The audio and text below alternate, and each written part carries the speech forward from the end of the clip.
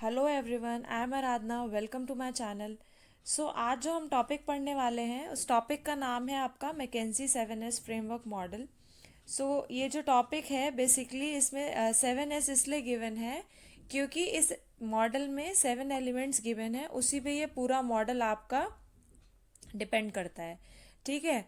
तो first of all, organisation के अंदर जो इन्वायरमेंट होता है, इंटरनल इन्वायरमेंट होता है, एक आपका एक्सटर्नल इन्वायरमेंट होता है। ठीक है। पहले हम क्या करते हैं, ऑर्गेनाइजेशन को चलाने के लिए हम क्या करते हैं, इन्वायरमेंट की स्कैनिंग करते हैं। सबसे पहले हम इंटरनली करते हैं, फिर क्या करते हैं, एक्सटर्नली करते हैं।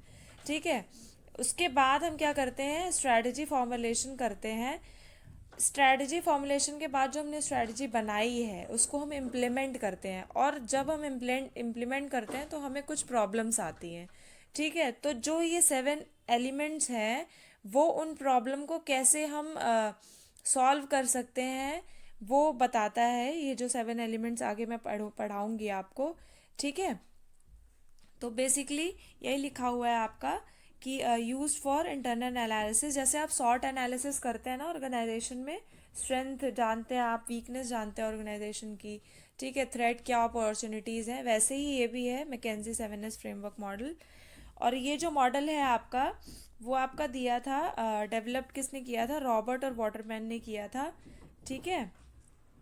और टॉम पीटर्स ने किया था, रॉबर्ट वाटरमैन ने और टॉम पीटर्स ने किया था। और कौन से ईयर में किया था, 1980s में किया था डेवलप। ओके। आगे स्लाइड में हम पढ़ेंगे कि इस मैकेंजी 7S मॉडल का पर्पस क्या है, क्यों हम मैकेंजी 7S मॉडल के बारे में पढ़ते हैं, क्या होता है इस मॉडल से। तो सबसे पहले, to successfully execute new strategies, जो मैंने बताया कि जब हम इन्वायरमेंट के स्कैनिंग करते हैं इंटरनली, तो हम स्ट्रैटेजी फॉर्मुलेशन जब करते हैं उसके बाद इम्प्लीमेंटेशन का जो प्रोसेस होता है उसको जानने में कि कैसी स्ट्रैटेजी हमें बनानी है। ठीक है। और जो हमने स्ट्रैटेजी बनाई है उसमें जो प्रॉब्लम आती है उसको कैसे हम सॉल्व कर सकते हैं, ये इसका पर्पस होता है। टू एनालाइज हाउ डिफरेंट की parts of your organisation work together, कि कैसे एक डिपार्टमेंट दूसरे डिपार्टमेंट से मिलके अच्छे से काम कर रहा है। To facilitate changes in the organisation, या फिर हमें ऑर्गेनाइजेशन के अंदर अगर कोई चेंज भी लाना है तो भी ये हेल्प करता है ये model. To help align processes during a merger और एक्विजिशन, या फिर हमने किसी और कंपनी को एक्वायर किया है या फिर किसी और कंपनी के साथ मर्जर किया है तो भी ये एलिमेंट्स हेल्प करते हैं हमें। ठीक है। अलाइन करने में जो भी हम प्रोसेसेस करते हैं। To support management thinking during strategy implementation and change management, वही कि हम कैसे स्ट्रैटेजी को इम्प्लीमेंट करेंगे और कोई भी चेंज अगर ऑर्गेनाइजेशन के अंदर आ रहा है तो ये जो 7 एलिमेंट्स हम आगे पढ़ने वाले हैं ये हमें हेल्प करते हैं प्रॉब्लम सॉल्व करने में, और कैसे हम स्ट्रांगली इंटीग्रेट कर सकते हैं इन 7 एलिमेंट्स को। ठीक है। नेक्स्ट आपका आता है, अब 7 एलिमेंट्स हैं कौन कौन से, तो वो आपके दो पार्ट्स में डिवाइड होता है। सबसे पहला आपका आता है सॉफ्ट एलिमेंट्स, एंड देन आपका आता है हार्ड एलिमेंट्स। दो पार्ट में डिवाइड होते हैं ये 7 एलिमेंट्स।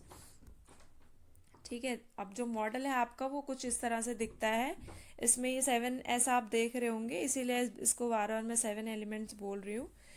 तो जो ये आपके staff, style, skill, system, structure, strategy, share values, ये आपके 7 एलिमेंट्स हैं। अब नेक्स्ट है आपका हार्ड एलिमेंट। सबसे पहले आता है आपका हार्ड एलिमेंट। जैसे मैंने बताया कि सॉफ्ट एलिमेंट और हार्ड एलिमेंट में डिवाइड होते हैं, तो इजी टू डिफाइन होते हैं जो हार्ड एलिमेंट्स होते हैं। ठीक है। हमें इजीली पता चल जाता है कि कौन कौन से ये एलिमेंट्स हैं।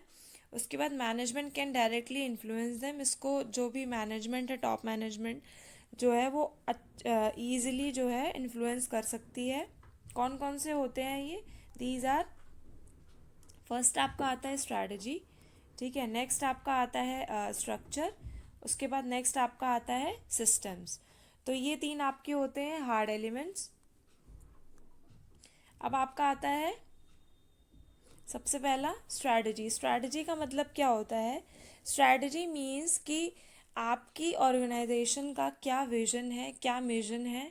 ठीक है। और स्ट्रैटेजी आप ऐसा कौन सी स्ट्रैटेजी बना रहे हैं अपने कॉम्पिटिटर्स से ऊपर रहने के लिए, ताकि आप मार्केट में सस्टेन कर सकें। व्हाट द कंपनी और business does to achieve its goal, ऐसा क्या कर रही है आपकी कंपनी कि वो अपनी ऑर्गेनाइजेशन के गोल अचीव कर सके और कॉम्पिटिटर्स जो हैं वो आपसे नीचे हो जाएं। व्हाट कैरेक्टराइज देयर स्ट्रैटेजी, ठीक है। Maintaining a competitive advantage over it's competitor, जैसे कि मैंने बताया आपको। अब जैसे कि हम अगर चेस खेलते हैं तो उसमें जो हमारा कॉम्पिटिटर होता है उसमें अलग अलग स्ट्रैटेजी बनाते हैं ना हम जीतने के लिए। तो वही ऑर्गेनाइजेशन के अंदर भी होता है। जैसे मैं आपको एक एग्जांपल दूं मैकडोनल्ड का, तो जो मैकडोनल्ड है वो आपका कौन सी स्ट्रैटेजी फॉलो करती है, वो कॉस्ट लीडरशिप की स्ट्रैटेजी फॉलो करती है।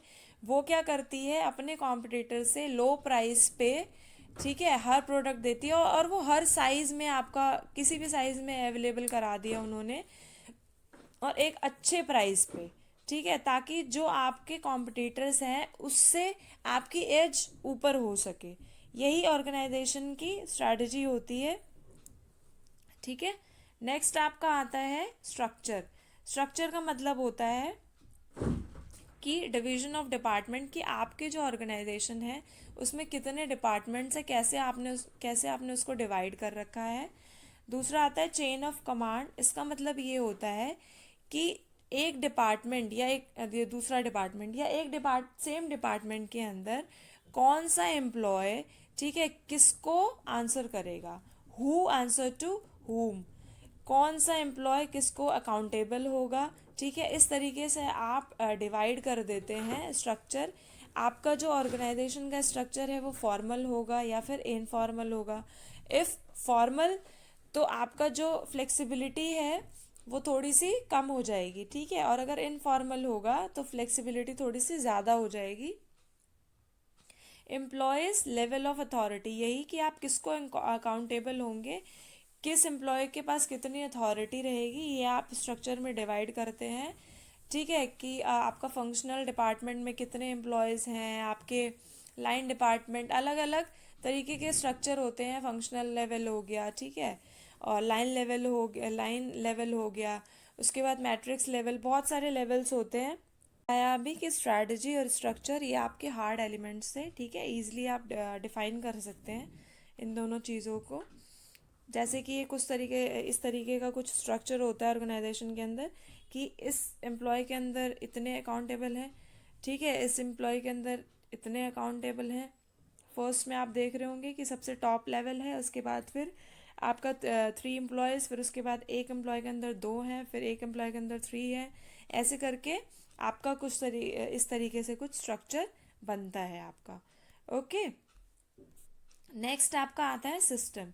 अब सिस्टम का मतलब होता है कि जो आप ऑर्गेनाइजेशन के अंदर डेली प्रोसीजर्स फॉलो कर रहे हैं, क्या आपका वर्क फ्लो है, ठीक है, कैसे डिसीजंस ले रहे हैं आप कि अपने डेली जो आपके डेली रूटीन के काम हैं उसको अच्छे से फॉलो कर रहे हैं।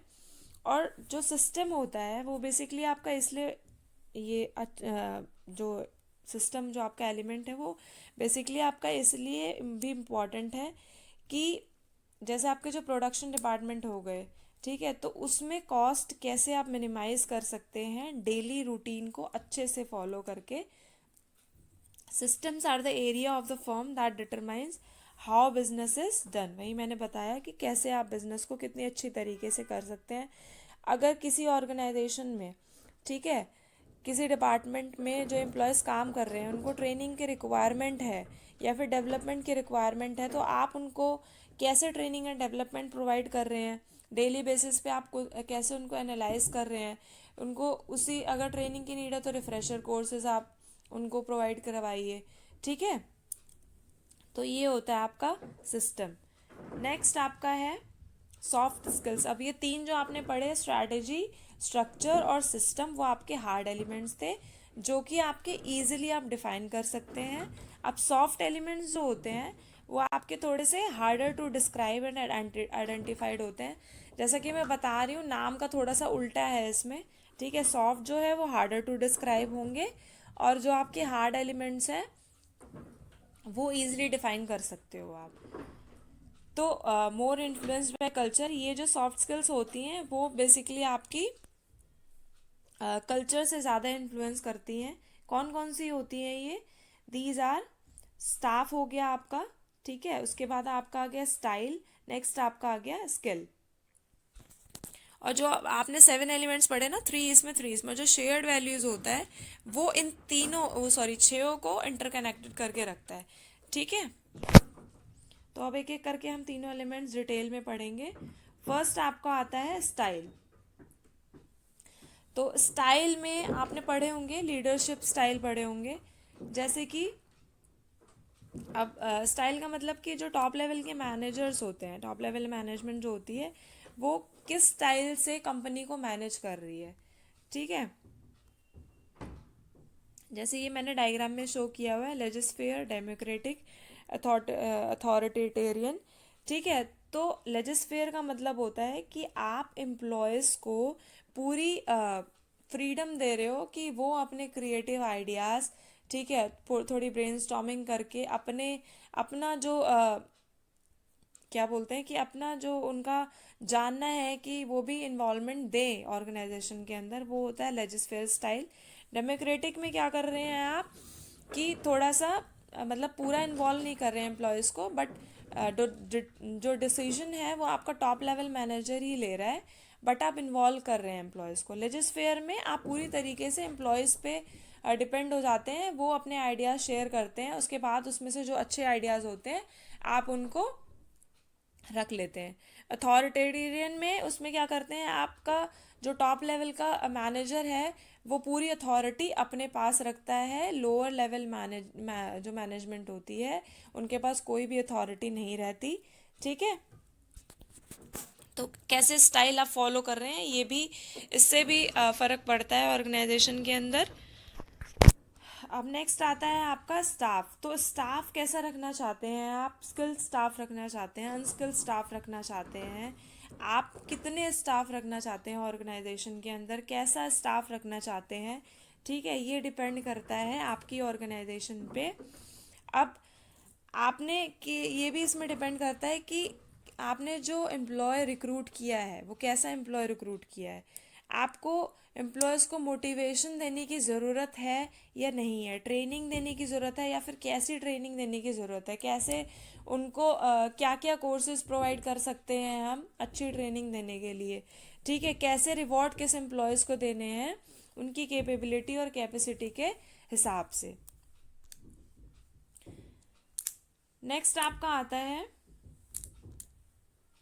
स्किल्स, ठीक है। अब स्किल्स ये सबसे इम्पॉर्टेंट पार्ट होता है कि आपकी क्या कॉम्पिटेंसीज और क्या कैपेबिलिटीज है, बिकॉज जो आपका स्टाफ और स्किल दोनों इंटरकनेक्टेड, सारे ही एक दूसरे से इंटरकनेक्टेड है। वैसे जो आपकी स्किल्स हैं वो मैटर इसलिए करती हैं कि आप जो भी आपके एम्प्लॉयज़ होंगे उनके पास जो भी स्किल्स होंगी वो आपके कॉम्पिटिटर्स से आगे बढ़ने में आपको हेल्प करेंगी, ठीक है। अगर आपका एम्प्लॉय अच्छे से आपको काम करके नहीं दे रहा ऑर्गेनाइजेशन के अंदर, तो आप कैसे कॉम्पिटिटर से compete कर सकते हैं? There may came a time when a company assesses its available skills and decides it must make changes in order to achieve the goal fourth in its strategy, ठीक है। एक ऐसा टाइम भी आता है जब आपको ज़रूरत पड़ती है कि जो आपके एम्प्लॉयज़ काम कर रहे हैं उनकी स्किल्स को थोड़ा सा ब्रश अप करने का, ताकि आप अपनी ऑर्गेनाइजेशन के जो गोल्स हैं वो अचीव कर सकें। अब जो एक्सपीरियंस बंदा होगा ऑर्गेनाइजेशन के अंदर वो अच्छे से आपको काम करके देगा, उसको पता होगा कि आपकी ऑर्गेनाइजेशन को क्या चाहिए। जो अभी अभी आया फ्रेशर बंदा है तो उसको आपको ट्रेनिंग प्रोवाइड करानी पड़ेगी, ठीक है, कुछ कोर्सेज प्रोवाइड कराने पड़ेंगे ताकि वो अच्छे से आपको काम करके दे और आप अपनी ऑर्गेनाइजेशन की गोल अचीव कर सकें। नेक्स्ट आपका आता है शेयर्ड वैल्यूज़। ये बेसिकली शेयर्ड वैल्यूज़ जो होते हैं वो आपके कोर वैल्यूज़ होते हैं मैकेंजी 7S मॉडल के। जो 6 एलिमेंट है वो इससे इंटरकनेक्टेड होते हैं। They are the norms and the standards that guide employees behaviour, ठीक है। नेक्स्ट आपका है कंपनी गाइडलाइंस होती हैं जो आपके स्टाफ को भी बताई जाती हैं। Shared values relate to the actual accepted behaviour with in the work place. अब एग्जाम्पल जैसे कि मैं यहाँ पर स्टारबक का दूंगी। स्टारबक के शेयर वैल्यूज़ क्या क्या हैं, जैसे कि वो टीम वर्क करते हैं, ठीक है। नेक्स्ट आपका करते हैं इंटीग्रिटी होती है एम्प्लॉयज़ के बीच में, ठीक है। रिस्पेक्ट करते हैं कल्चर की अच्छे से। तो ऐसे ही अलग अलग ऑर्गेनाइजेशन की शेयर्ड वैल्यूज़ होती हैं। और ये जो मैंने आपको सातों एलिमेंट्स पढ़ाए, ये बहुत ही इम्पॉर्टेंट है किसी भी कॉम्पिटिटिव एग्ज़ाम के लिए, ठीक है। और ये सातों एलिमेंट एक दूसरे से इंटरकनेक्टेड रहते हैं, और तभी हम अपनी प्रॉब्लम सॉल्व कर सकते हैं। और ये जो 7 एलिमेंट्स हैं वो आपका हेल्प करते हैं ताकि इजीली आप अपनी कंपनी का सॉट एनालिसिस कर सकें, इंटरनल एनालिसिस कर सकें। अगर आपको ये वीडियो अच्छा लगा हो तो प्लीज़ जल्दी से लाइक और सब्सक्राइब कर दीजिए, और आगे और भी मैं अच्छी अच्छी वीडियोस बनाऊंगी आपके लिए, ठीक है। Thank you so much.